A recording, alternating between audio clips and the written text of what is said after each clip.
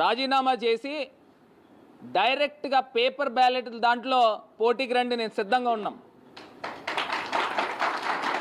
Paper బ్యాలెట్లలో పోటీకి రండి. అంతే తప్పితే ఈవీఎంను అడ్డు పెట్టుకుని అందరికీ తెలిసిపోయింది, చిన్న పిల్లోడిని అడిగినా కూడా ఈవీఎం అంటే స్కామ్ అంటున్నారు. మళ్ళీ ఏదో చోటా మోటా నాయకులతో మళ్ళీ ప్రెస్ మీట్లు పెట్టించి వాళ్ళు చెప్తున్నారు నేను తీసుకొచ్చి ఒక్కొక్కరిని చైర్మన్లు చేశాను. వాళ్ళు నన్ను అడుగుతున్నారు కార్పొరేటర్. నేను చైర్మన్లు చేశాను, బోల్డ్ మంది స్టేట్ డైరెక్టర్లు వేసాము. అసలు అవినీతి అనేది ఆ మరక అనేదే లేదు. ఈ రకంగా కార్యక్రమాలు చేస్తూ ఉన్నాం.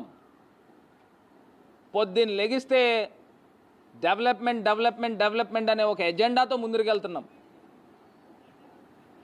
గతంలో ఆ రకమైన కార్యక్రమాలు చేసాం. ఇప్పుడు అవన్నీ పక్కన పెట్టి